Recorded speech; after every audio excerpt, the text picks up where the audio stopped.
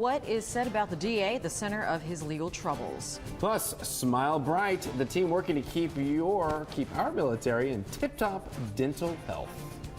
And I'm Sarah Costa live at Cole Park with Triumph Over Kid Cancer, learning about their Giddy Up race this Saturday. Good morning, everyone. I'm Jane Monreal. And I'm John Thomas Cobos. It's 6 a.m. Monday, September 1st. Happy Labor Day, everyone. Kristen Diaz joins us now with a look at that Labor Day forecast. Oh, yeah. And you know what? Today's going to be pretty nice. I know a lot of people getting ready for their barbecues or get-togethers, whatever it may be. If you want to go out to the beach today, not a bad day to do so. Satellite and radar is looking pretty quiet in comparison to these past few mornings that we've had over the weekend.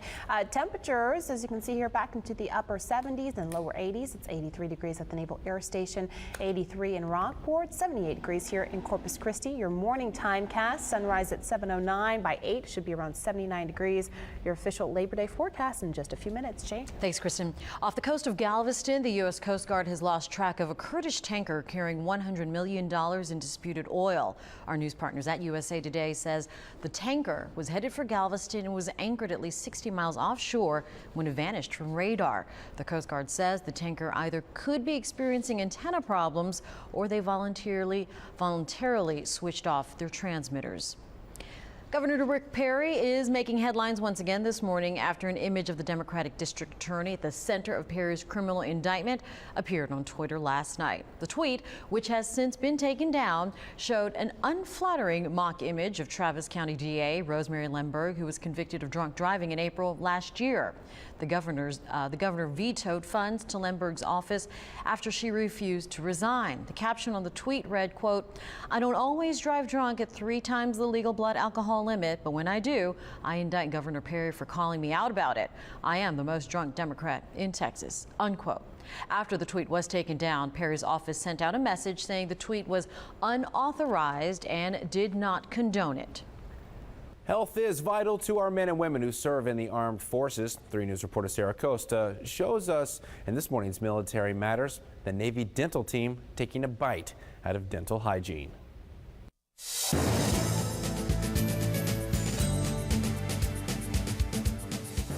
The Navy Dental Corps celebrated its 102nd birthday this month. The organization was established in 1912, and nowadays there are more than 2,500 active reserve duty Corps personnel. There are 3 Navy Dental Corps officers at the Naval Clinic in Corpus Christi, which opened in 1941, who continue the tradition of taking care of their military patients. I give it thumbs up. It's been good. The docs, they're real approachable.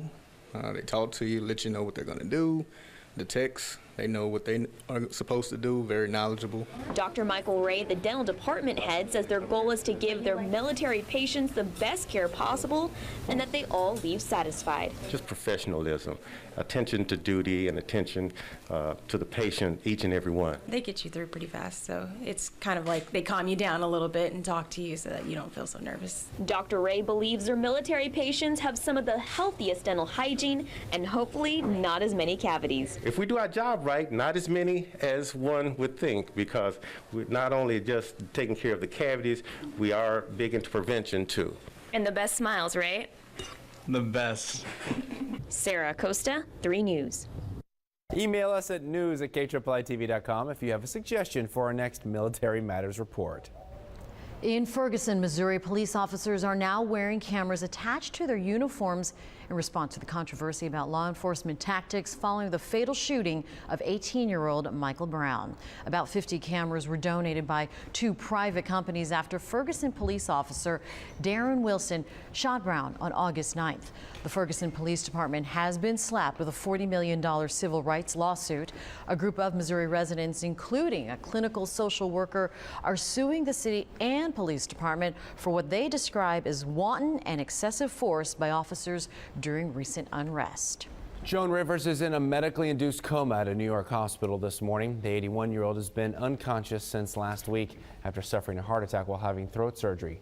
Doctors are keeping her sedated until they are more comfortable with her condition. Just hours before a procedure, Rivers was performing on a New York City stage. That sounds just like her, always the consummate performer. A new experimental drug could be a game changer when it comes to treating congestive heart failure. More than 5 million people in the U.S. are living with heart disease. The drug does not have a name, but researchers say it can cut heart failure hospitalizations and deaths by up to 20%. Doctors say the drug has fewer side effects than traditional medications. Researchers studying the experimental drug stopped their study early because the benefits found were clear-cut. That's exciting. Hopefully some good news, yeah. The best and worst drivers in America. After the break, which U.S. roadways see the most crashes? We'll show you where Corpus Christi ranks on the list. This is 3 News First Edition.